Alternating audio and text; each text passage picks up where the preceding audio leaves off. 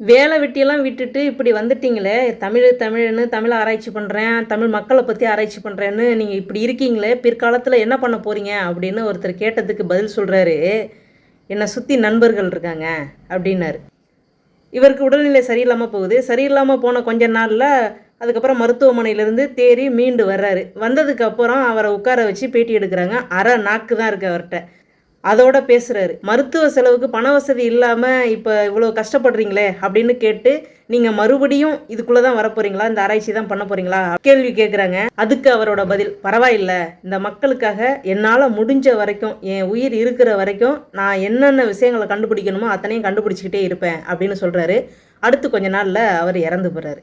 இப்போது சமீபத்தில் அவரோட மனைவியை பேட்டி எடுக்கிறாங்க. கண்ணீர் வரலை, ஆனால் அவங்க பேசும்போது சிரிக்கிறத பார்த்தாலே நம்மளால் உணர முடியுது அவங்களுடைய வலி எவ்வளவு அப்படின்னு. அவங்க சொன்ன வார்த்தைகள் இதோ. அவர்கள் இவரை காண்பதற்காக வரும்பொழுது என்னுடைய உபசரிப்பு அப்படிங்கிற ஒரு விஷயம் அந்த இடத்துல இல்லைன்னா அவங்களால அந்த 4 மணி நேரம் 5 மணி நேரம் அவரோட உட்காந்து பேசிக்கிட்டு இருந்திருக்க முடியுமா? அப்போ எல்லாம் என்னை அம்மா அம்மானு உருகி கூப்பிட்ட அந்த வாய் இப்போது நல்லா இருக்கியா அப்படின்னு கேட்குறதுக்கு வரலையே அப்படின்னு சொல்கிறாங்க. இதுதானே யதார்த்தம், இதானே உண்மை. அவர் உயிரை விட்டுட்டு போயிட்டாரு. ஆனால் இந்த அம்மா இப்போ எவ்வளவு சிரமப்படுறாங்க அப்படிங்கிற அந்த ஒரு பேட்டியை நமக்காக கொடுத்த அந்த சேனலுக்கு உண்மையிலே ரொம்ப நன்றி சொல்லணும். இவர் யார் அப்படின்னா ஒரிசா பாலு, அவருடைய மனைவி தான் இப்பொழுது பேட்டி கொடுத்துருந்தாங்க. தயவு செய்து அவர்களுக்கு வேண்டிய உதவியை இந்த அரசு அந்த குடும்பத்துக்காக ஏதாவது செய்யணும் அப்படின்னு நான் இந்த வீடியோ வழியாக.